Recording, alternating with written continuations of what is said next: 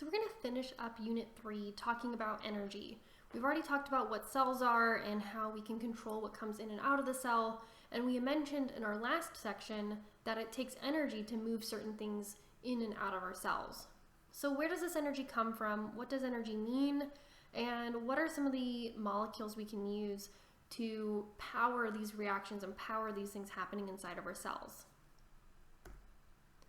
So why do we care? Energy powers our lives, and we're not just talking about putting fuel in your car or plugging your phone into your outlet, but our own bodies are fueled by energy that originally comes from the sun.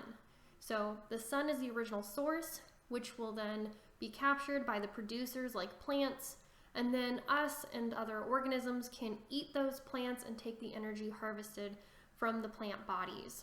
So it's one gigantic circle of energy starting from the sun as our start point.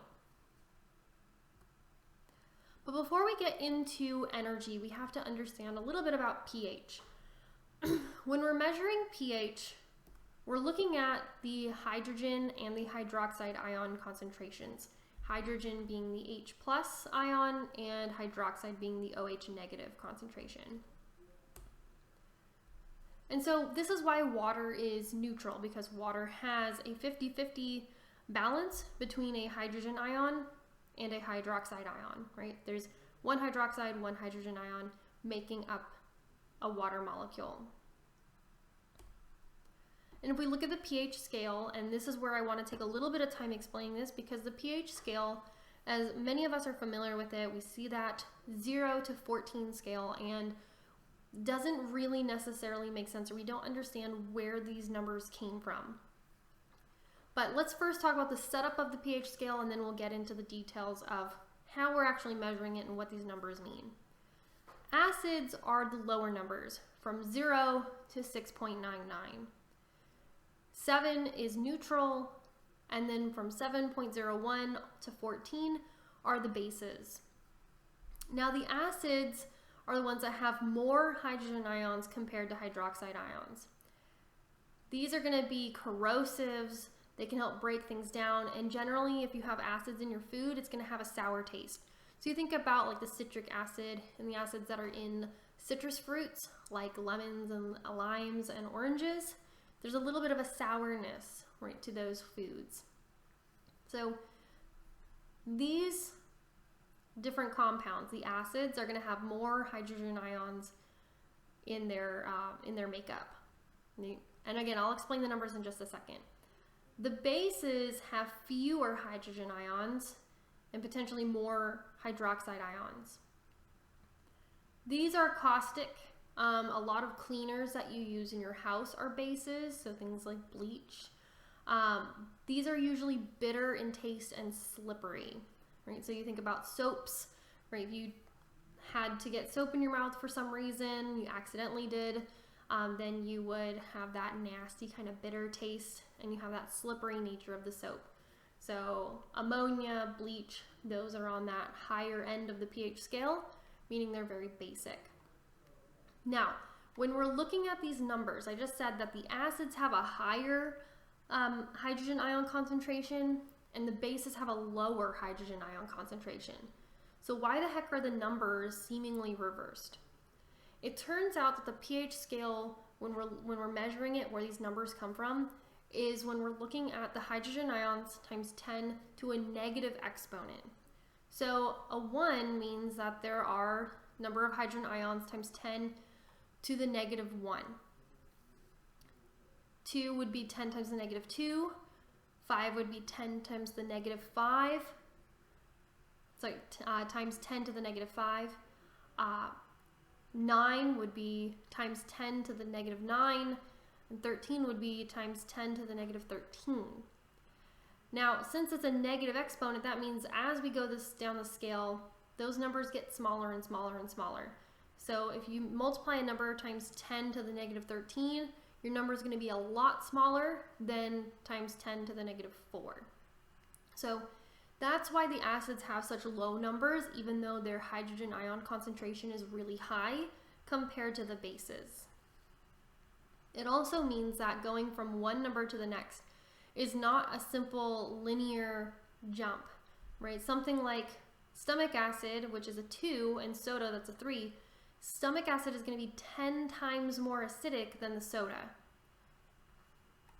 So each number you go is going to be times 10. It also means that stomach acid is going to be 1, 2, so that's 100 times more acidic than orange juice.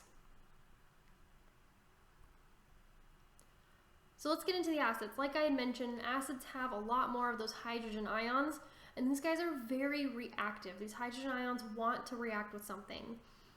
These guys are very corrosive, especially to metals. This is what helps break down your food when you eat it. And like I mentioned, it's sour in taste many times. So when you taste lemons or oranges or limes, that little bit of sourness is due to the acids found in the fruit. So remember, acids have the low pH, but the hydrogen ion concentration is high. Bases are the opposite. They have fewer hydrogen ions and more hydroxide ions. These can neutralize acid. So if you add a base to an acid, you can neutralize it, meaning you're going to get more towards that pH of 7, the neutral pH. Now, when you do that, you form water and a salt, usually. These bases on their own, though, are caustic to your skin, meaning they will burn your skin. They will cause major damage to your skin, but they're very good at cleaning up things. So a lot of cleaners that you use that are found under your kitchen sink are going to be basic, and these guys tend to be bitter. So we tend to not really eat these guys too much, or anything that's too basic, because that bitterness is really gross. All right, now we can go ahead and get into energy, which is just simply the capacity to do work. That's our definition for energy. It's just the capacity to do work. And we can break energy down into some different types. Now, it's important to note that energy is not created nor destroyed. We simply change the form that energy is found in. So we have kinetic energy, which is the energy of motion, and that includes things like heat and light. When we use kinetic energy, we're not going to expend it in a way that destroys it. We're simply going to change the form of the energy from kinetic to something else, something like potential energy. Potential energy is stored energy. It includes chemical, gravitational, magnetic, and electrical energy. And then chemical energy, when we say that, we mean the chemical energy is the energy that's stored in chemical bonds. We'll get to that in a little bit. So like I said, energy cannot be created nor destroyed. We're simply changing forms. Here's a good example, and it's something that you could test out if you'd like to.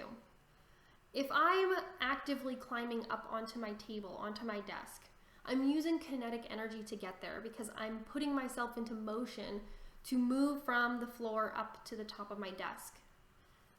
Once I'm on my desk and I'm standing still on top, that kinetic energy is now potential energy.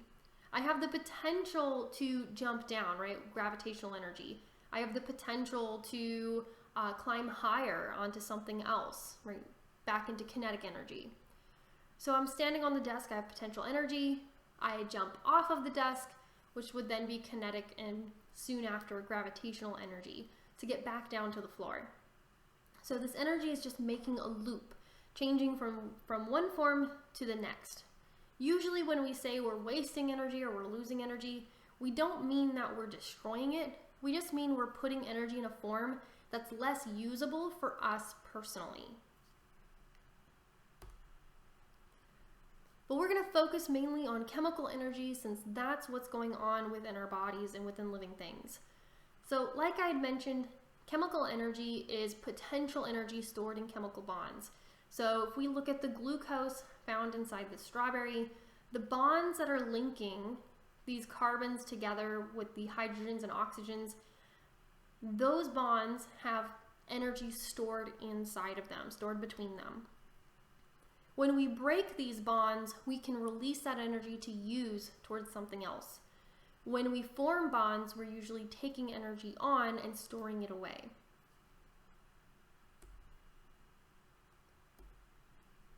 So whenever we're converting energy from one form to another, especially when we're looking at these chemical bonds, we do lose some as heat.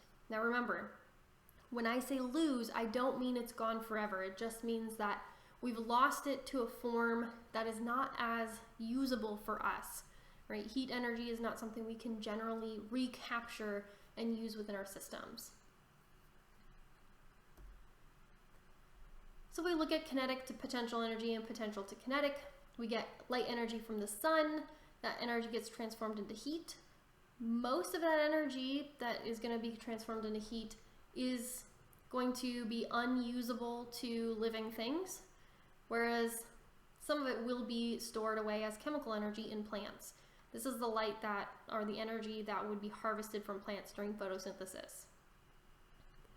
We can then consume those plants, and we take that chemical energy, store it away in our muscles and liver, and then when we release that energy from a chemical state, we can use that to flex our muscles and move around, walk, run, jump, but in that process, some of that energy is released as heat, which we cannot use in order to move around.